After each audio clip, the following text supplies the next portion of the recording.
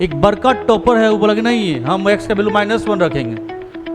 आप लड़की को भेज रहे हैं जिसका नाम सोनी है।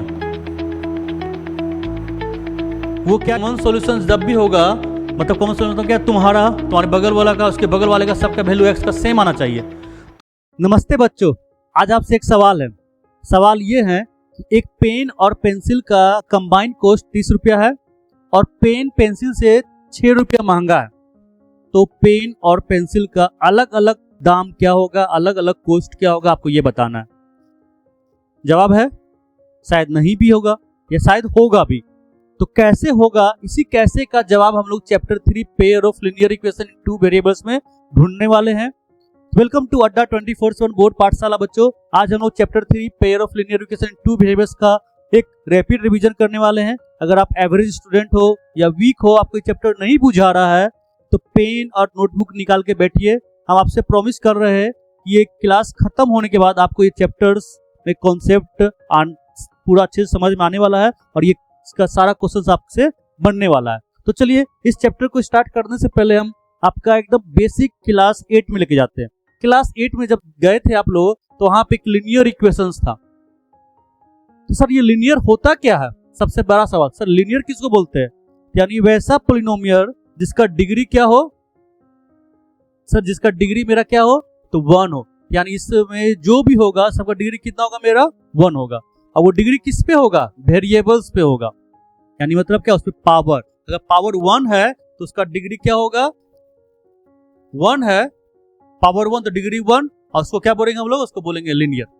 वो जुड़ा हुआ रहेगा कांस्टेंट टर्म से। अगर वेरिएबल्स के आगे रह गया तो उसको बोलते हैं कोएफिशिएंट। वो किससे जुड़ा हुआ रहेगा, तो मैथमेटिकल ऑपरेटर।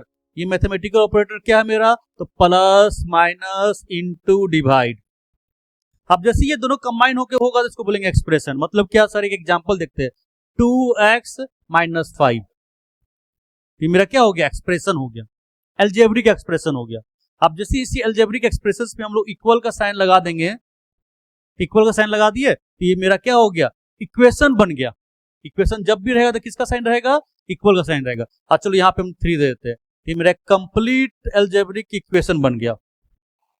ठीक है, इसके ऊपर डिग्री 1 है, ये मेरा क्या हो जाएगा, लीनियर हो जाएगा। और ये कितना वेरिएबल्स दिख रहा है, सर एक ही वेरिएबल्स दिख रहा है, ये 1 वेरिएबल हो गया। ये क्या हो गया, मेरा 1 वेरिएबल हो गया। तो अब इसको क्लास 8 में कैसे सॉल्व करते थे, याद आ रहा है? क्लास 8 में इसको सॉल्व करते थे हम लोग। क्लास 8 में इसको कैसे सॉल्व करते थे? क्लास 8 में इसको सॉल्व करते थे हम लोग, सारे कांस्टेंट टर्म्स को ट्रांसपोर्ट करते थे आरएचएस साइड, यानी एलएचएस आरएचएस साइड यहाँ पे खेला था। अब ये -5 यानी माइनस इधर जाएगा तो प्लस हो जाएगा, प्लस इधर जाएगा तो माइनस हो जाएगा, इनटू इधर जाएगा तो डिवाइड हो जाएगा, और डिवाइड इधर जाएगा तो इनटू हो जाएगा। यानी सारा साइन क्या होता है, चेंज हो जाता था। ये देखो -5 इधर क्या हो जाएगा, +5, यानी 2x = क्या हो गया, 3 + 5। तो ये दोनों आपस में ऐड हो जाएगा, 3 + 5, ये दोनों आपस में ऐड होगा तो क्या हो जाएगा, 2x = 8। x = क्या हो जाएगा, 8/2। कट गया कितने बार में, 4 बार में। यानी यहाँ x का वैल्यू कितना आ गया, सर x का वैल्यू आ गया 4। यानी सर ये 1 वेरिएबल जो था, 1 वेरिएबल का एक इक्वेशन आ गया, 1 सॉल्यूशन आ गया, एग्जैक्ट सॉल्यूशन आ गया, जिसका आंसर क्या मेरा 4 है। और कोई वैल्यू यहाँ पे पुट होगा तो नहीं होगा। यानी इस इक्वेशंस का एक एग्जैक्ट सॉल्यूशन आया, यानी इसका 1 सॉल्यूशन आया। इस 1 सॉल्यूशन का वैल्यू कितना दिख रहा है, 1 सॉल्यूशन का वैल्यू दिख रहा है सर मेरा 4। ठीक है, तो आपको जब भी एक वेरिएबल्स रहेगा, एक वेरिएबल्स का हमेशा सॉल्यूशन 1 आएगा, जिसको हम लोग 1 सॉल्यूशन बोलते हैं। ठीक है, उसके बाद फिर इसको हम लोग क्या करते हैं, समझो, ध्यान दो कि सर 1 वेरिएबल जो था मेरा,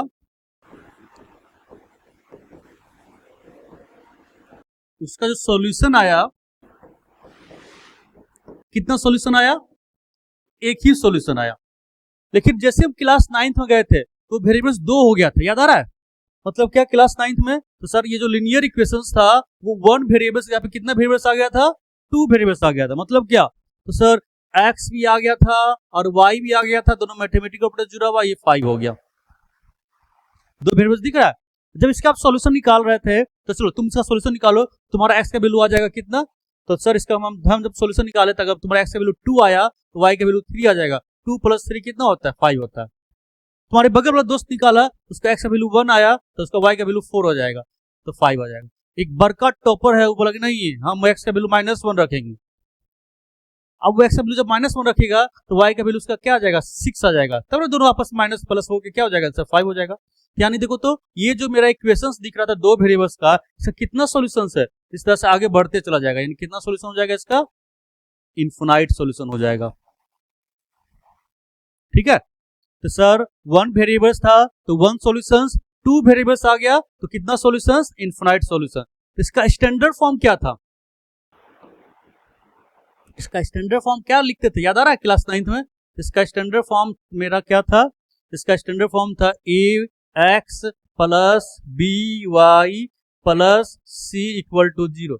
तो क्या ये स्टैंडर्ड फॉर्म में है, तो नहीं, इक्वल के बाद 0 होना चाहिए था, इक्वल के बाद यहाँ 5 दिख रहा है, इसको स्टैंडर्ड फॉर्म में कन्वर्ट करो, इसको स्टैंडर्ड फॉर्म में कन्वर्ट करो तो क्या हो जाएगा, x प्लस y प्लस 5 इधर क्या हो जाएगा, -5, तो -5 इक्वल टू 0। अब स्टैंडर्ड फॉर्म में कन्वर्ट हो गया। अब बताओ तो यहाँ से a का वैल्यू क्या दिख रहा है, सर a का वैल्यू 1 दिख रहा है, कुछ नहीं तो यहाँ पे क्या छुपा हुआ है, कुछ नहीं है तो यहाँ पे क्या छुपा हुआ, 1, सर a का वैल्यू 1 हो गया। तो b का वैल्यू फिर कुछ नहीं दिख रहा है तो क्या दिख रहा है, 1, तो b का वैल्यू 1 हो गया। और c क्या दिख रहा है मेरा, -5 दिख रहा है। तो क्लास 9th में ये कॉन्सेप्ट था, तो क्लास 9th में ये कॉन्सेप्ट था। तो 8 में जो कॉन्सेप्ट था 1 वेरिएबल्स तो उसका 1 सॉल्यूशंस, यहाँ पे 2 वेरिएबल्स तो इनफिनाइट सॉल्यूशंस। और इसका जो ग्राफ होता था कैसा ग्राफ बनता था, इसका जो ग्राफ बनता था फिर से यहाँ पे दो नोट कर ले रहा, 1 वेरिएबल,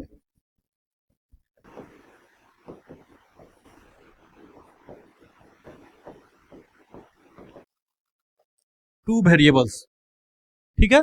तो 1 वेरिएबल्स जो था मेरा, उसका मेरा कितना सॉल्यूशंस, सर इसका सॉल्यूशंस जो था मेरा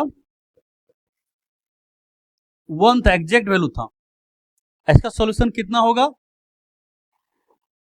इसका सॉल्यूशन इनफिनाइट हो जाएगा, तुम्हारा कुछ वैल्यू, तुम्हारा कुछ वैल्यू, तुम्हारा कुछ वैल्यू आ जाएगा।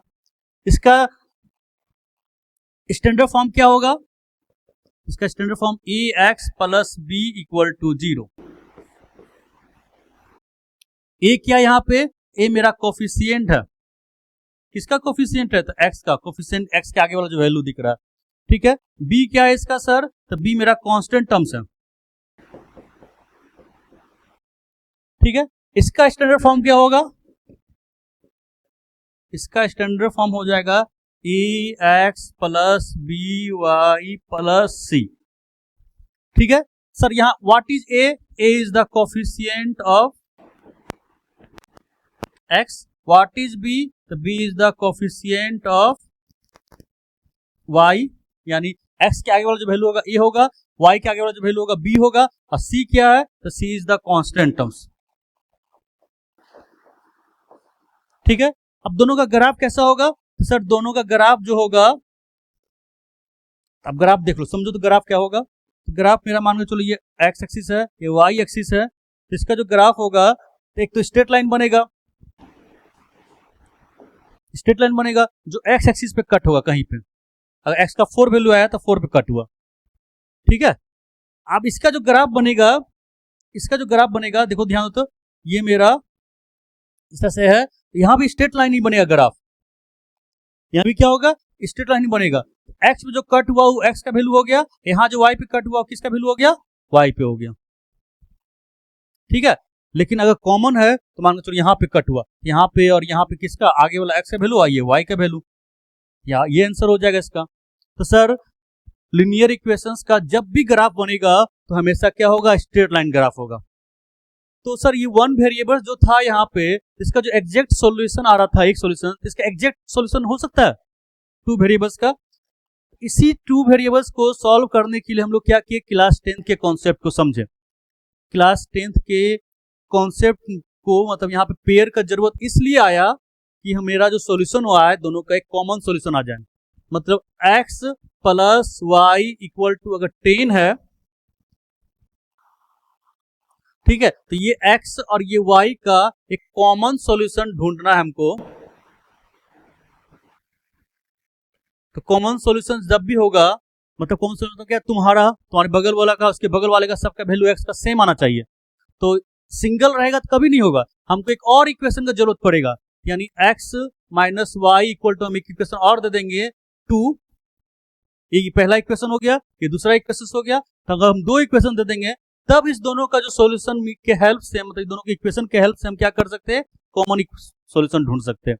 तो यानी कोई अगर आपसे पूछेगा कि पेयर का जरूरत क्यों पड़ा, पेयर ऑफ लीनियर इक्वेशन क्यों जरूरत पड़ा, तो आप उसको जवाब दे सकते हो एक लाइन में कि कॉमन सॉल्यूशन के लिए, यानी x और y का एक कॉमन सॉल्यूशन क्या होगा वो पता लगाने के लिए। ठीक है, तो जैसे मान लो चलिए मेरा पहला इक्वेशन से 2x plus y equal to 5, ये दूसरा इक्वेशन से x minus y equal to 2।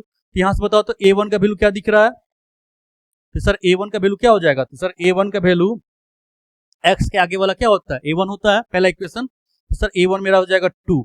अब सर 1 क्यों हो गया, तो देखो ध्यान दो, ये अलग इक्वेशन है, इक्वेशन 1 है, ये इक्वेशन 2 है, तो हम कंफ्यूज ना हो तो इसको हम लोग क्या बोल दिए a1x, इसको क्या बोल दिए b1y, ये मेरा क्या हो गया c1 हो गया, ये प्लस में हो गया, इक्वल टू यहाँ पे क्या हो गया 0 हो गया। ये मेरा सेकेंड इक्वेशन है, तो इसको हम लोग क्या बोलेंगे a2x plus b2y plus c2 equal to 0 हो जाएगा। तो यहां से a1 का वैल्यू क्या हो गया 2 हो गया, b1 क्या हो जाएगा मेरा, तो b1 हो जाएगा मेरा 1। अब पहला 5 इधर आएगा तो -5 होगा, सर c1 क्या हो गया मेरा, -5 हो गया। उसी तरह यहां से देखो तो a2 क्या हो गया, तो कुछ नहीं दिख रहा है यहाँ पे, तो क्या हो जाएगा 1 हो जाएगा। b2 क्या हो जाएगा, यहाँ पे कुछ नहीं दिख रहा है तो क्या हो जाएगा -1 हो जाएगा। और c2 क्या हो जाएगा, 2 को उधर भेज दो तो -2 हो जाएगा। क्लियर, तो यानी अगर आपसे कोई पूछेगा कि पेयर क्यों जरूरत पड़ा, सीधा से एक सवाल, कॉमन सॉल्यूशन के लिए। इसका स्टैंडर्ड फॉर्म क्या होगा, तो a1x plus b1y plus c1 equal to 0। दूसरा इक्वेशन का a2x plus b2y plus c2 equal to 0। कोई दिक्कत, ये मेरा स्टैंडर्ड फॉर्म हो गया पेयर का। ठीक है, अब जब पेयर का आ गया तब देखो तो एक एग्जांपल हम लेते हैं पेन पेंसिल का। हम सोनू लड़का को भेजे कि मार्केट जाओ तो बाबा पेन ले आओ, पेंसिल ले आओ, तो ठीक है, तो वो गया 3 पेन्स खरीदा, फिर उसके बाद 2 पेंसिल भी खरीद लिया वो। अब दोनों का कंबाइंड कॉस्ट दुकानदार को 30 रुपया दिया। सुनना ध्यान देना, सोनू मार्केट गया 3 पेन और 2 पेंसिल खरीदा, अब दोनों का कॉस्ट कंबाइंड कितना दिया दुकानदार को, 30 रुपीज दिया। फिर मोनू को हम भेजे कि नहीं मोनू भेजो, नहीं मोनू नहीं, मोनू नहीं, आपको लड़की को भेजते, यहाँ पे लड़का को भेजे थे, ये मेरा क्या था लड़का था, अब लड़की को भेज रहे हैं जिसका नाम सोनी है। वो क्या की, थोड़ा दिमाग लगाई, नहीं 3 पेन मास्टर ज्यादा यूज करेगा, थोड़ा हम कम यूज करेंगे, वो 2 पेन खरीद ली। और फिर क्या की, वो अपना जुगाड़ कर दी, 2 पेंसिल के जगह पे 3 पेंसिल खरीद ली। ठीक है, 2 पेन्स 3 पेंसिल, पेंसिल थोड़ा अपना दिमाग वाला लगाई होगी, ज्यादा लगा ली, 35 रुपया खरीद लगा ली। तो देखो तो ध्यान दो, तो यहाँ पे 2 कंडीशन बन रहा है, एक ये कंडीशन बन रहा है, एक ये कंडीशन बन रहा है। अब दोनों एक ही दुकानदार के पास गया है, दोनों पेन्स का क्या होगा दाम, एक कॉमन होगा, कॉमन कॉस्ट होगा। अब एक ही दुकानदार के पास है तो पेंसिल भी क्या होगा, कॉमन होगा। दोनों एक ही ब्रांड का खरीदा है पेन पेंसिल, तो अब इसी कॉमन पेन और पेंसिल का जो, इसका पेन का अलग सेपरेट दाम, पेंसिल का अलग सेपरेट दाम क्या होगा, इसी दाम का पता लगाने के लिए हम लोग किसका जरूरत पड़ता है, pair of linear equation in 2 variables का। आपको मोटा मोटी समझ में आ गया होगा, तो चलो मोटा मोटी समझ में आ गया। तब देखो तो पहला इक्वेशन का स्टैंडर्ड फॉर्म ये हो जाएगा a1x plus b1y equal to c1 equal to 0। दूसरा इक्वेशन का क्या हो जाएगा a2x plus b2y plus c2 equal to 0। जब इसको हम सॉल्व करते हैं, सॉल्यूशन जब निकालते हैं इसका, तो सॉल्यूशन 2 मेथड है। ठीक है, सॉल्यूशन कितना मेथड है, 2 मेथड है। पहला मेथड को बोलते हैं हम लोग ग्राफिकल मेथड, ग्राफ के थ्रू सॉल्व करेंगे। ठीक है, फिर दूसरा जो सॉल्यूशंस निकालते हैं हम लोग एल्जेब्रिकल निकालते हैं। आप जब एल्जेब्रिकल को आगे करते हैं तो फिर ये 2 टाइप्स का हो जाएगा, 3 टाइप का था, लेकिन अब ये पहले कितना था, 3 टाइप था, लेकिन ये आप नहीं पढ़ना, 2 ही टाइप, यानी एक हो जाएगा सब्स्टिट्यूशन मेथड, एक हो जाएगा एलिमिनेशन मेथड। ये मेरा क्या है, सॉल्यूशन का मेथड है, टाइप ऑफ मेथड। तो हम लोग देखेंगे ग्राफ के थ्रू कैसे निकालेंगे। ठीक है, इस दोनों इक्वेशन को क्या करेंगे, ग्राफ के थ्रू करेंगे। तो ये क्या हो जाएगा, पहला मेथड ग्राफिकल मेथड, फिर दूसरा क्या हो जाएगा सब्स्टिट्यूशन मेथड, थर्ड क्या हो जाएगा एलिमिनेशन मेथड, और फोर्थ क्या हो जाएगा मेरा क्रॉस मल्टीप्लिकेशन मेथड। ये तीनों मेथड को हम लोग बोलते हैं अलजेब्रिक मेथड, अलजेब्रिकल मेथड। ठीक है, अब ग्राफ जब हम सॉल्व कर रहे थे, पहला मेथड मेरा ग्राफ है, ये जो ग्राफ मेरा मेथड है ना, जो ग्राफ है हमें ये कितना कर रहा है, पेयर हो रहा है, यानी इक्वेशन 1 होगा, एक मेरा इक्वेशन 2 का ग्राफ बनेगा, एक इक्वेशन 1 है, एक इक्वेशन 2 है। अब दोनों का ग्राफ बनेगा तो देखो तो ग्राफ कैसा बनेगा, तो एक एक्स एक्सिस है, वाई एक्सिस है, इधर भी एक्स एक्सिस है, इधर भी वाई एक्सिस है, दोनों को पहले अलग अलग कर रहा है। इसका जो ग्राफ बनेगा मान लो इसका ग्राफ ऐसा बन गया, ऐसा ग्राफ मान के चलो ऐसा बन गया। अब जब दोनों को लाएंगे यहाँ पे तो ये ग्राफ भी आएगा तो ऐसा बन गया, तो देखो तो यहाँ पे इंटरसेक्ट कर रहा है ये दोनों ग्राफ, यानी ये इक्वेशन 1 का ग्राफ है, ये मेरा इक्वेशन 2 का ग्राफ है। जब दोनों को कंबाइन करते यहाँ पे देखो एक ही कार्टेशियन प्लेन पे हम लोग बनाए हैं, तो यहाँ पे इंटरसेक्ट कर रहा है, जहां इंटरसेक्ट कर रहा है ये एक्स का वैल्यू हो जाएगा और ये वाई का वैल्यू हो जाएगा, यही मेरा एक्स और वाई क्या हो गया, उसका सॉल्यूशन हो गया। देखिए ग्राफ कर को सॉल्व करके हम लोग अच्छे से ग्राफ पेपर, अगले क्लास में ग्राफ पेपर लेके बैठना, तब वहां पे इसको सॉल्व करके देखेंगे। लेकिन जब जैसे ग्राफ कर रहे थे तो ग्राफ इसका 3 टाइप का बन जा रहा था, मतलब ऐसा ऐसा इक्वेशन इसमें आ रहा था ना, ग्राफ 3 टाइप का बन जा रहा था। एक ग्राफ जो हो रहा था मेरा इंटरसेक्ट हो रहा था, एक ग्राफ जानते हो क्या हो रहा था, उसी के ऊपर, ये मेरा पहला ग्राफ है, तो सेकंड ग्राफ जब हम बना रहे थे इसी के ऊपर ओवरलैप कर जा रहा था। फिर भी एक ग्राफ क्या हो जा रहा था, एक इस तरह से बन रहा था, एक इस तरह से पैरेलल हो जा रहा था। तो यानी क्या, जब हम ग्राफ सॉल्व कर रहे थे देख रहे थे क्या, किस तरह से ग्राफ 3 टाइप का, एक इंटरसेक्ट हो रहा है, एक ओवरलैप हो रहा है, और एक मेरा क्या हो जा रहा है, पैरेलल हो जा रहा है। यानी मतलब क्या कि पेयर ऑफ लीनियर इक्वेशन का 3 सॉल्यूशंस अलग अलग। अगला जो टॉपिक है मेरा, अगला टॉपिक क्या हो जाएगा, इसका 3 सॉल्यूशंस पढ़ेंगे। लेकिन 3 सॉल्यूशंस पढ़ने से पहले फिर से क्या कर रहे हैं, वो रिकैप कर रहे हैं। वन वेरिएबल था,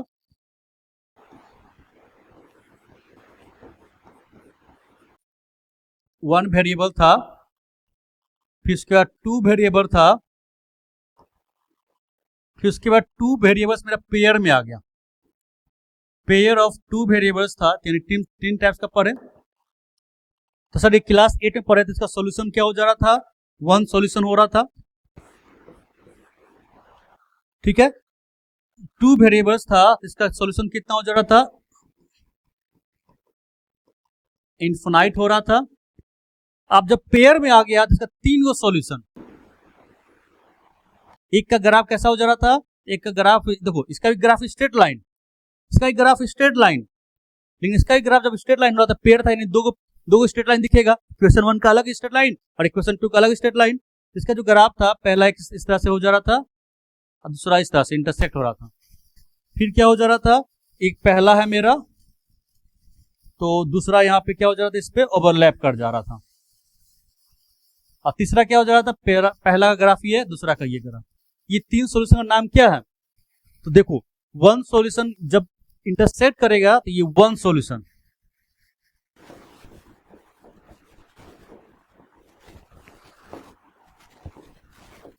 जब ओवरलैप करेगा तो इनफिनाइट सॉल्यूशन, और जब पैरेलल हो जाएगा तो नो सॉल्यूशन। तो ये सर है क्या, 1 solution, infinite solution, no solution, समझ में नहीं आ रहा है तो हम समझाते हैं अच्छे से। देखो जब हम कर रहे थे ग्राफ, इसको बना रहे थे ग्राफ, तो ये पहला इक्वेशन का है, ये दूसरा इक्वेशन का, दोनों आपस में इंटरसेक्ट हो गया, तो इसको बोलेंगे 1 सॉल्यूशन। इसका एक और नाम है यूनिक सॉल्यूशन। तो यूनिक सॉल्यूशंस या 1 सॉल्यूशंस का जो ग्राफ होगा क्या होगा, line intersect at the 1 point, यानी एक पॉइंट पे क्या होगा, लाइन इंटरसेक्ट करेगा। तो इसका जो होगा क्या होगा, 1 कॉमन सॉल्यूशंस होगा, यानी एक्स और वाई का दोनों वैल्यू होगा, कॉमन वैल्यू होगा। मेनी सॉल्यूशंस, इसको हम लोग इनफिनाइट सॉल्यूशंस भी बोलते हैं। इसका जो होगा कोइंसाइड कर जाएगा, पहला इस पे है, दूसरा भी इसी पे बन जाएगा, ओवरलैप करेगा।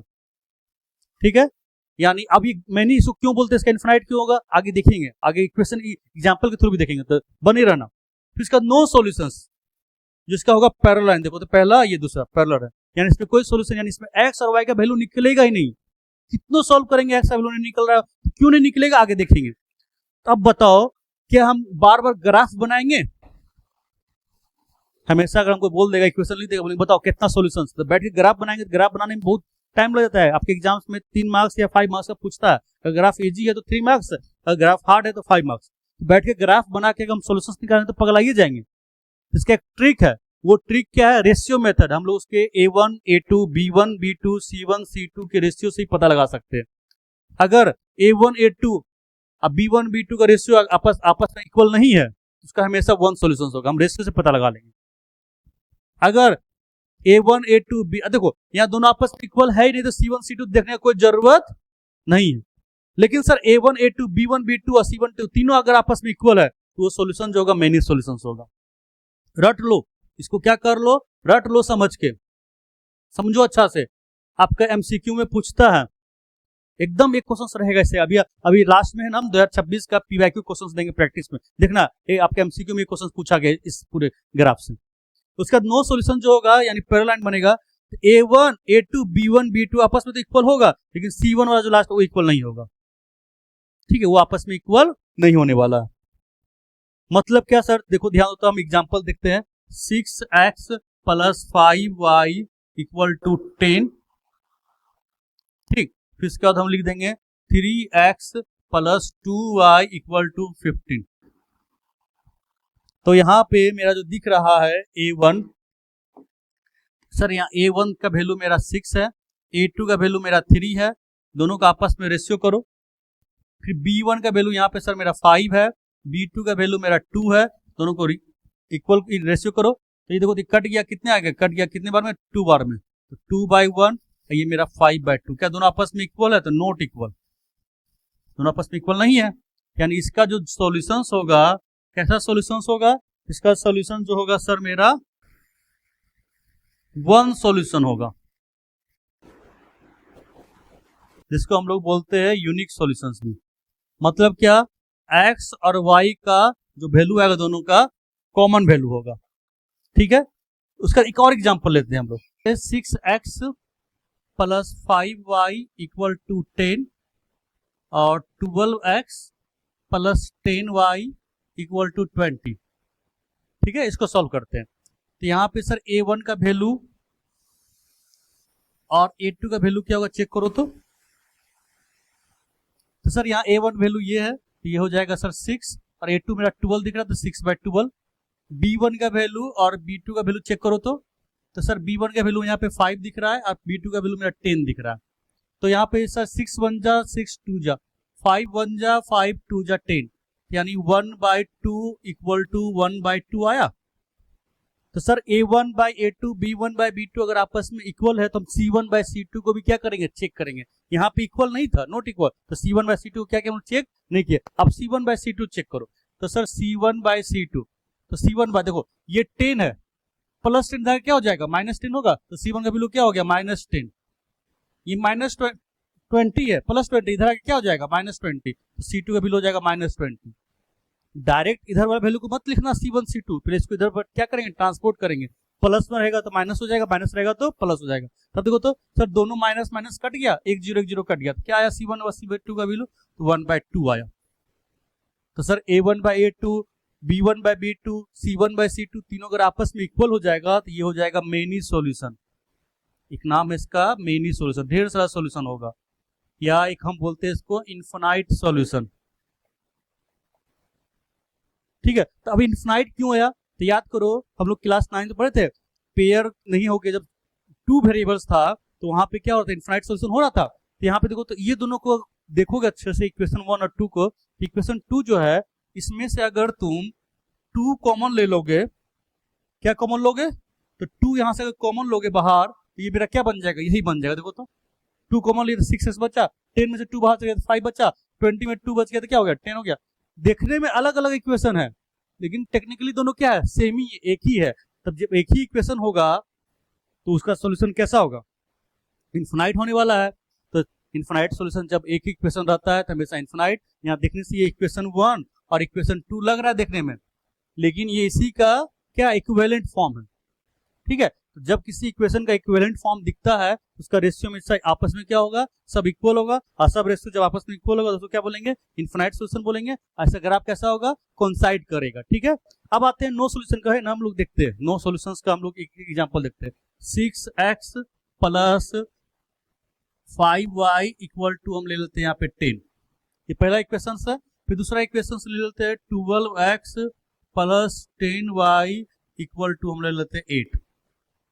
दो इक्वेशन है। तो यहाँ पे देखो तो a1 का वैल्यू क्या दिख रहा है सर, यहाँ a1 का वैल्यू दिख रहा है मेरा 6, a2 का वैल्यू क्या दिख रहा है तो 12, b1 का वैल्यू क्या दिख रहा है सर, तो b1 का वैल्यू दिख रहा है 5, और b2 का वैल्यू क्या दिख रहा है मेरा 10, c1 का वैल्यू क्या दिख रहा है, तो ये प्लस 10 क्या हो जाएगा -10, और c2 का वैल्यू क्या दिख रहा है -8। सबका रेशियो निकालो तो ये कट गया 1 बार में 2 बार में, 1 बार में 2 बार में, माइनस माइनस कैंसिल, 2 के टेबल से 5 बार में, 2 के टेबल से 4 बार में। सर इसका रेशियो आया 1/2, इसका रेशियो इधर आया 1/2, इधर नॉट इक्वल टू 5/4। तो यहाँ पे a1/a2 b1/b2 आपस में इक्वल है, लेकिन c1/c2 आपस में इक्वल नहीं है। इसका ऐसा इक्वेशन जब भी रहा, अगर लास्ट वाला इक्वल नहीं रहा, इसका जो सॉल्यूशन होगा नो सॉल्यूशन। नो सॉल्यूशन मतलब क्या, इसमें जो मेरा x का वैल्यू आएगा, जो y का वैल्यू आएगा, हम लोग फाइंड ही नहीं कर पाएंगे, नहीं फाइंड कर पाएंगे। क्यों नहीं फाइंड कर पाएंगे, तो देखो ध्यान दो, जब आगे हमें ना एल्जेब्रिक मेथड सॉल्व करेंगे, एलिमिनेशन मेथड, तो वहां पे एलिमिनेशन मेथड क्या करेंगे, इसको जब 2 से इंटू करेंगे तो ये 12 बन जाएगा। एलिमिनेशन मेथड में क्या करते हैं, इक्विवेलेंट कोएफिशिएंट को सेम करते हैं, ये 10 बन जाएगा, ये 12x, ये 12x कैंसिल हो गया। जैसे 2 से इंटू होता है ये 10y दोनों कैंसिल हो गया, तो x भी कैंसिल हो जाता है, y भी कैंसिल हो गया, ना x रहा ना y रहा। जब दोनों रहा ही नहीं वेरिएबल्स, तब किसका वैल्यू निकालेंगे। ये कैसे कैंसिल होता है, क्यों कैंसिल होता है, एलिमिनेशन मेथड में हम और अच्छे से समझेंगे। बस इतना जान लो कि सर जैसी पेयर ऑफ लीनियर इक्वेशंस होगा, तो पेयर ऑफ लीनियर इक्वेशन जैसी होगा हम लोग का, तो उसका 3 solution pair of linear equation का। एक 1 सॉल्यूशन जिसका ratio a1/a2 not equal to b1/b2, दूसरा मेनी सॉल्यूशन या इनफिनाइट सॉल्यूशन जिसका a1/a2 b1/b2 c1/c2 तीनों आपस में इक्वल होगा, और लास्ट मेरा जो होगा नो सॉल्यूशन, जो आपस में c1/c2 आपस में इक्वल नहीं होगा। ठीक है, तो ये हम तो आज थोड़ा सा कॉन्सेप्ट सीखे हैं। फिर जो कॉन्सेप्ट आप सीखे हो उसी कॉन्सेप्ट पे 2026 का बोर्ड एग्जाम का क्वेश्चन है। देखो समझो, ध्यान दो, यहाँ पे बोला गया इनफिनाइट मेनी सॉल्यूशंस है, सब आपस में इक्वल होगा। तो यहाँ पे देखो तो कौन आपस में इक्वल होगा, नॉट इक्वल तो कभी होगा नहीं। अब ये दोनों में से क्या होगा, आपको थोड़ा दिमाग लगाना है। तो ये हम 2026 के बोर्ड एग्जाम का क्वेश्चन लो, हम साइड हो जाते हैं, स्क्रीनशॉट लो और खुद बनाना है, फिर इसको हम सॉल्व करेंगे। आज तो हम कई कॉन्सेप्ट सीखे हैं, फिर अगला क्लास हम क्या करेंगे, इंपॉर्टेंट क्वेश्चन जितना 2026 के बोर्ड एग्जाम का इंपॉर्टेंट क्वेश्चन आया हुआ था ना, चैप्टर वाइज सॉल्व करेंगे। और अगर आप कमजोर हो, अपने आप को कमजोर फील कर रहे हो, अपने आप को एवरेज फील कर रहे हो, तो आप सही जगह पे आए हो। हम लोग दोनों मिल के मेहनत करने वाले हैं। अब मेहनत करके हम पूरे चैप्टर्स को अच्छे से पढ़ेंगे, और आपके स्कूल एग्जाम्स में जो भी होने वाला है या बोर्ड एग्जाम्स में अच्छा मार्क्स कंफर्म आएगा, अच्छा मार्क्स आएगा। टॉपर छोड़ो, टॉपर तो मेहनत करते रहेंगे, टॉपर बढ़ ही जाएंगे। ये आपका क्वेश्चन है, इसको ले लो। फिर हम लोग मिलते हैं नेक्स्ट। एलिमिनेशन मेथड क्या होता है, सब्स्टिट्यूशन मेथड क्या होता है, उसी को हम लोग बोलते हैं अलजेब्रिक मेथड्स। तो उसमें हम लोग ये चैप्टर्स के क्वेश्चंस को, इंपॉर्टेंट क्वेश्चंस को सॉल्व करने वाले हैं। आज के लिए इतना ही। आप लोग ढेर सारा प्यार बनाए रखो, आपका प्यार ही मुझे हौसला मिलता है, अच्छा अच्छा कंटेंट बनाने के लिए हौसला देता है कि और अच्छा अच्छा कंटेंट लेके आएंगे। तो आप इसके टेलीग्राम चैनल पे ज्वाइन कर लेना, वहाँ पे chapter wise notes, PYQ, other subject का भी, साइंस SST का भी उसमें नोट्स हम प्रोवाइड कर रहे हैं। तब तक के लिए थैंक यू सो मच। जय हिंद, मिलते हैं फिर, धन्यवाद।